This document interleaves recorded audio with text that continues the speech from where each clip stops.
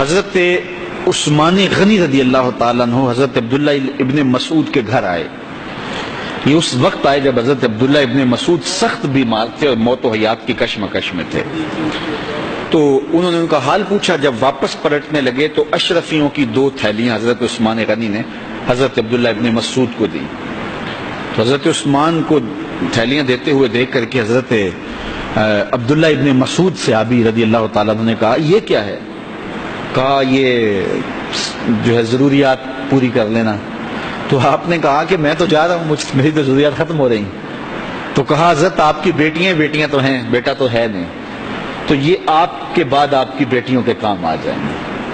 تو حضرت عبداللہ ابن مسعود کا یقین دیکھیے, فرمانے لگے کہ یہ کسی اور کو دے دو, میری بیٹیوں کو ضرورت نہیں رہے گی, اس لیے کہ میری بیٹیاں اتنی دیر تک سوتی نہیں ہیں جتنی دیر تک سورہ واقعہ نہیں پڑھ لیتے.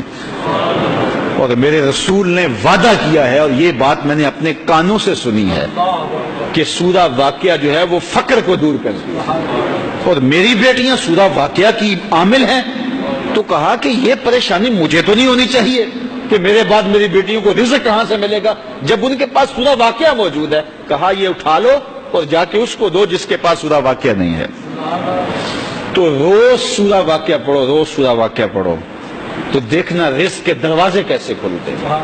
میں جب بھی گیا ہوں, اور اب بھی, کیونکہ میرے تو اتنے اخراجات نہیں, سادہ سی زندگی ہے, لیکن جامعہ کے حوالے سے ایک مسئلہ ہے, تو جب کبھی ایسا ہوتا ہے تو میں بچوں کو بٹھا کہتا ہوں سورہ واقعہ پڑھو, اور خود سورہ واقعہ پھر معمول بنا لیتا ہوں, تو پھر اللہ ایسی جانب سے رزق دے دیتا ہے کہ پتہ بھی نہیں ہوتا.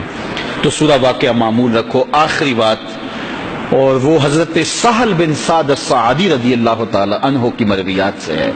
شکا رجل الی رسول اللہ دیک المعیشۃ والفقر. ایک شخص حضور کی خدمت میں حاضر ہوا, کہا حضور تنگ دست بڑا ہوں, کثیر العیال ہوں, بچے زیادہ ہیں, ذرائع آمدنی تھوڑے ہیں, میرے لیے کوئی نسخہ ارشاد فرمائیے. تو آقا کریم نے اس کو کیا نسخہ دیا؟ یہ سب سے آسان نسخہ, اذا دخلت الدار فسلم علیہ. جب گھر جائے تو گھر والوں کو السلام علیکم کہا کرو. جو ہی گھر میں داخل ہو السلام علیکم, اور اس کے بعد ایک مرتبہ سورہ اخلاص پڑھ دیا کرو, قل هو اللہ احد. یہ عمل شروع کر دو. تو کہا یہ بالکل آسان وظیفہ ہے, گھر جاؤ السلام علیکم, اور اس کے بعد ایک مرتبہ سورہ اخلاص. اس عمل کو نہ چھوڑنا, بلکہ فرمایا کبھی ایسا ہو تو گھر جائے تو گھر میں کوئی بھی موجود نہ ہو, تو کہا عمل کو پھر بھی نہیں چھوڑنا. فسلم علیہ, کہا تو مجھے سلام کہتے نا.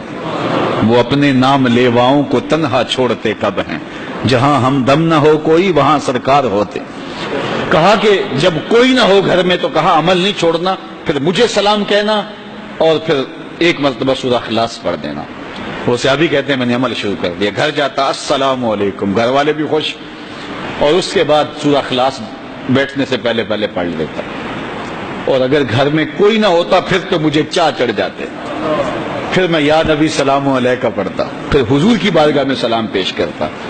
اور ملکاری نے اس پر گفتگو کی ہے مرقات شرح مشقات کے اندر کہ آخر حضور کو سلام کیوں کہنا ہے.